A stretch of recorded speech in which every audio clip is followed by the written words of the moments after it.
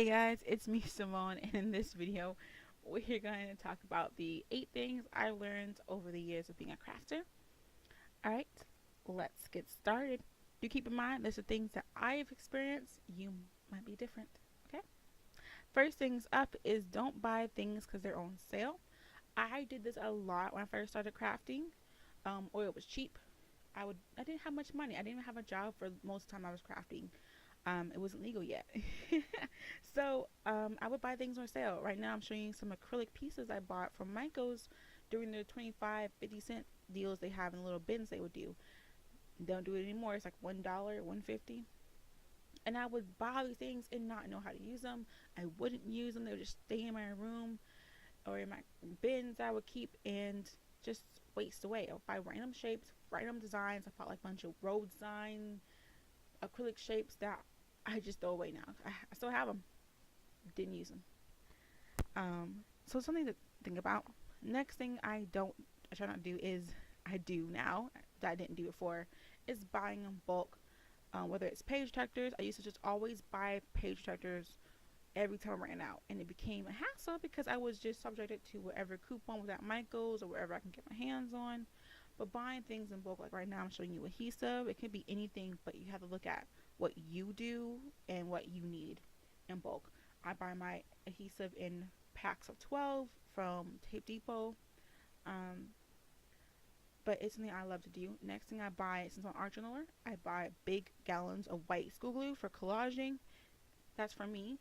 I need that. I used to just buy a bunch of bottles every time I would go to the store, and then I would have like 50 bottles, empty bottles of school glue in my room, just store it somewhere.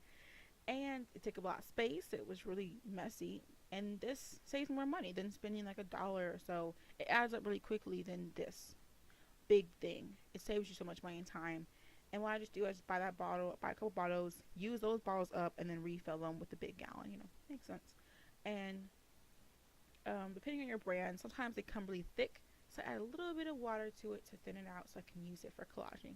It depends. This brand is actually pretty watery, which I like it like that, so I don't have to do that technique, but that's something I do a lot when it comes to crafting.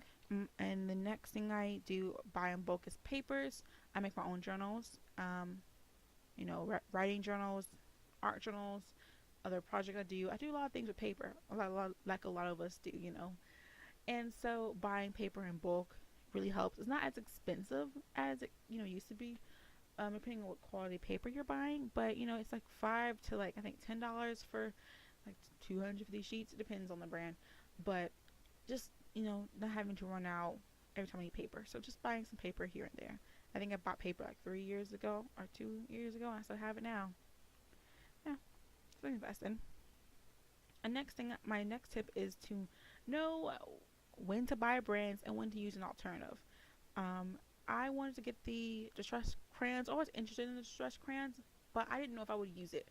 So I found these alternatives, like people talked about, and I don't think I would ever purchase the distress crayons. Not because I don't like them. I don't use these, and I wouldn't have wanted to spend that much money in knowing that I don't use those things. I love them. I paid $8 for 12, including two metallics from Crayola Slick Sticks. And these I'm showing you right now are paint sticks from Dollar General for $3 for 5 colors. Can't beat that. And that saves me so much money and time to know myself. I know I'm not going to buy that. I know I'm not going to use it like that, so why waste my time and money on this? I still use them, just not as much as I would want to or consider good for the price point. You see what I'm saying? So something to look into when you start crafting. Um, there's a lot of things you can get. You can get craft brands, kid paper, kid supplies. I bought kid brushes before. There's so many things out there, not just kid brands, but even bigger art brands out there that you can use. So keep an open mind. It's something I've been trying to do. Not just feeling you have to buy this specific thing or nothing else will work. So my leading up to the next thing, I'm actually gonna write this out because I did not know how to show this kind of like effectively in this video. But my next tip is to budget. Um, this is different for everybody. Not everybody has to budget to an extent. I budget, kind of keep a track and keep me from spending too much, excessive money on craft supplies. I got other things I need to buy too. So for me, it's more of a keeping track thing than it's a strict budget. But for you, it might be different. You gotta find out what you want to do. I see a lot of people do like no spins, and sometimes it's helpful, and other times it's not. But sometimes I feel like if you control kind of how much you're spending in a sense and keep track of it, it can help you not to go too crazy one month and then have to restrict yourself the next month. So it just depends on you and what you want out of it. Not everybody's the same, but not everything works for everybody. So keep that in mind. My next tip is to know what to invest in. I invested in these Umbrella Craft ink pads because they're refillable and they're high quality. You have to know what is best for you. I invested in a Big Shot from Sizzix. I invested in a Cricut machine. I invested in a printer. I invested in dies and embossing folders. I used to keep saying powder. I've made this voiceover so many times, guys. I can't even tell you. But for me, it's helpful. Don't forget, I do buy all my dies and embossing folders off of AliExpress and eBay, but still, there's no big investment starting off. Something you want to see that you need personally when it comes to you. Adhesive. I'm a scrapbooker. Buying a glue gun that has enough adhesive for me will it's something that I need to invest to find which one I need.